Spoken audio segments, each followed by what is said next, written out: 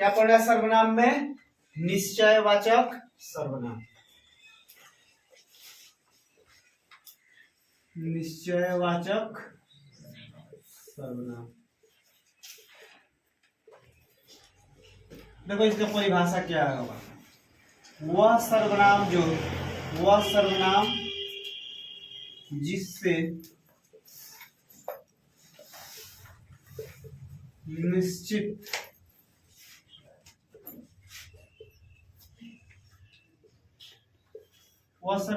निश्चित व्यक्तियों और वस्तुओं का बोध होता है।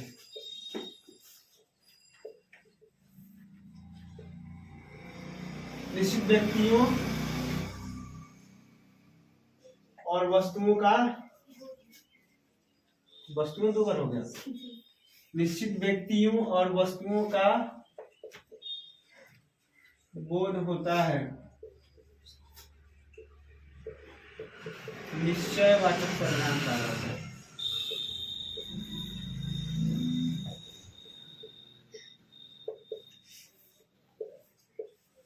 निश्चयवाचक सर्वनाम कहलाता है। जैसे यह, इससे दूर वाला वस्तु क्या बनता है? ये या ये सब कह सकते हैं क्या? इससे क्या बनता है? वह, यानी वे सब। ठीक है। अगर उदाहरण देखा जाए, अब इससे जो शब्द बनेगा, यह एक अच्छा विद्यार्थी है। यह एक अच्छा विद्यार्थी, वह नेक लड़का है।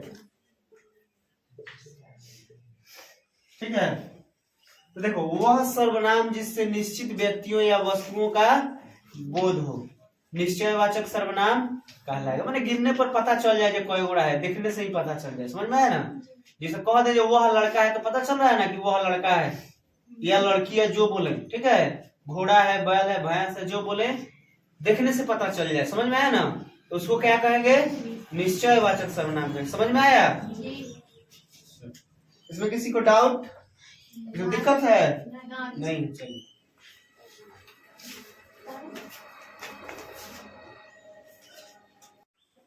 अगला क्या है? अनिश्चयवाचक सर्वनाम। अनिश्चयवाचक सर्वनाम शब्द याद है का? बस सुनाइए ना, नहीं पता है। वह सर्वनाम जिससे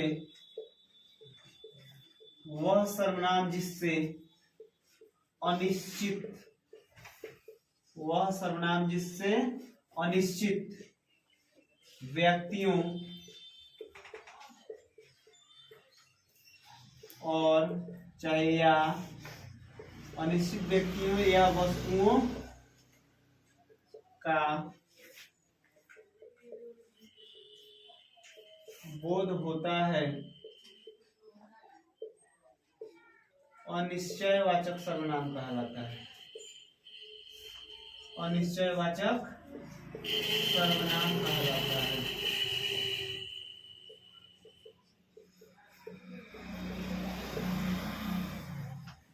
जैसे इसका तो दो ही आता है, मार्क कोई कुछ। अब इससे जो बनेगा अलग बात, समझ में आया ना? इससे जो बनेगा वो आएगा, या कोई या कुछ है। उदाहरण देखो, कोई आ रहा है, बताओ कौन आ रहा है? पता चल रहा है? नहीं। तो अनिश्चित हो गया, कोई हो सकता है।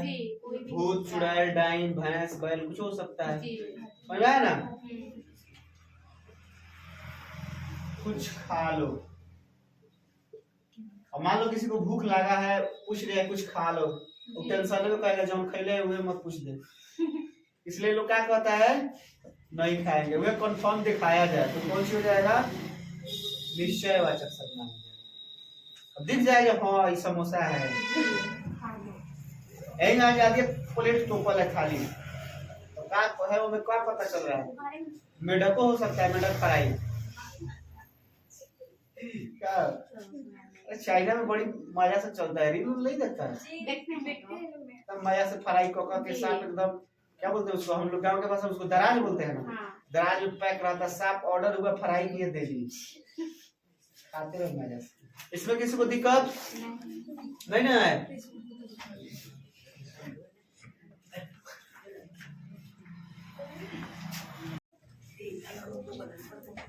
अगला कौन सी है वो? निजवाचक सर्वनाम। निजवाचक सर्वनाम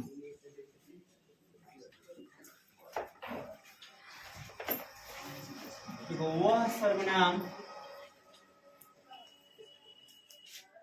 वह सर्वनाम जिससे